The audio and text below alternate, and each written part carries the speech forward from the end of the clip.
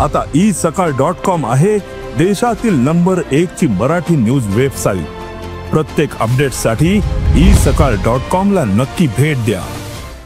सातत्याने आरोप होतोय शिवसेनेवर, मुळात मराठी माणसाला योग्य तो न्याय शिवसेना देऊ शकलेली नाही।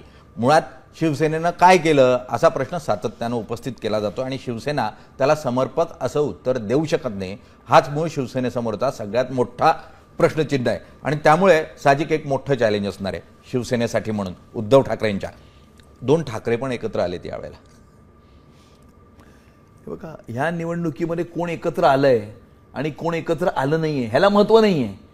मुंबईकरांची सेवा कोणी केली, मुंबईकरांना कोस्टल रोड कोणी दिला, अटल सेतू कोणी दिला, किंवा मराठी माणसाला बीडीटी चाळीत घर कोणी दिलं, किंवा ज्या वेळेला इतर लोक घरामध्ये स्वतःला वाघ समजणारे बिळामध्ये बसले होते लपून कोविडच्या काळामध्ये, त्यावेळेला जमिनीवरती उतरून मुंबईकरांची सेवा कोणी केली, त्यावेळेला ऑनलाईन कोण होतं आणि ऑन ग्राउंड कोण होतं, या गोष्टीला महत्त्व आहे। नाही पण ते सातत्याने म्हणतात, तुम्ही जे सातत्याने म्हणतात ते मातोश्री बिळात घुसून बसला होता, त्यांना जो दुर्धर आजार झाला होता त्या काळातला, ते अनेक काळ बेड रिडन होते, मसल्स लूज झालेली होती, अशा परिस्थितीत माणूस उठूही शकत नव्हता।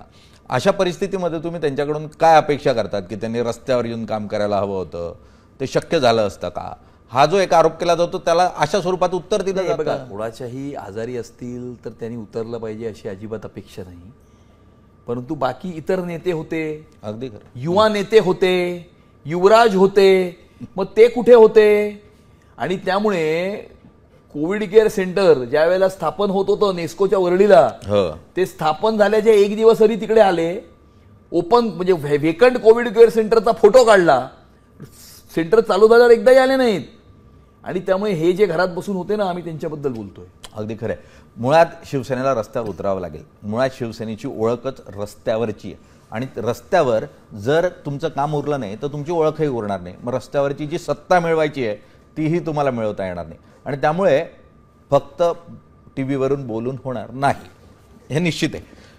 तुम्ही तयारीला लागलाय, आता पक्षाची बैठक होतीये आणि एक अजेंडा फिक्स होतोय, काय कार्यक्रम? हे उद्या विजय संकल्प मेळावा आणि ज्याला मुख्य वक्ते आपले राज्याचे मुख्यमंत्री आदरणीय देवेंद्र फडणवीस साहेब आहेत, या ठिकाणी आवाज मुंबईकरांचा संकल्प भाजपचा अशा प्रकारची एक कॅम्पेन आम्ही लॉन्च करतोय की मुंबईकरांपर्यंत जाऊन आपल्या स्वप्नातली मुंबई कशी असली पाहिजे, त्या मुंबईच्या शहराच्या विकासाकरता सूचना हे आम्ही मागवतोय। भारतीय जनता पार्टीचा प्रत्येक कार्यकर्ता मुंबईकरांच्या दरवाजावरती जाईल आणि त्या सूचना जमा करेल आणि त्याच्यातनं भारतीय जनता पार्टीचा जाहीरनामा तयार होईल, जेणेकरून येणाऱ्या काळामध्ये मोदीजींच्या व्हिजननुसार आणि देवेंद्रजींच्या मार्गदर्शनाखाली काम करणारा मुंबईचा महापौर, मुंबईचा विकास आणि मुंबईची सुरक्षा हे दोन्ही मुद्दे आम्ही घेऊन पुढे चाललो आहोत। मधल्या काळामध्ये ते वचननामा देण्याची पद्धत थोडी बंद झाली होती, तुम्ही परत सुरू कराल म्हणजे मुंबईमध्ये? नाही, वचननामा अनेक दिले गेले होते परंतु त्याची पूर्तता झाली नव्हती। बरं, आणि त्यामुळे मुंबईकरांच्या मनात काय हे पहिलं आम्ही जाणून घेऊ, त्या सूचना मागू आणि त्या सूचनांच्या आधारावरती मुंबईकरांचा जाहीरनामा हा आम्ही तयार करू। अगदी। महाराष्ट्रातील सर्व बातम्यांचे विश्वासार्ह व्यासपीठ, सकाळच्या सर्व सोशल मीडिया प्लॅटफॉर्मला लाईक, फॉलो आणि सबस्क्राईब करा। तसंच सर्व नोटिफिकेशनसाठी बेल आयकॉन प्रेस करायला विसरू नका।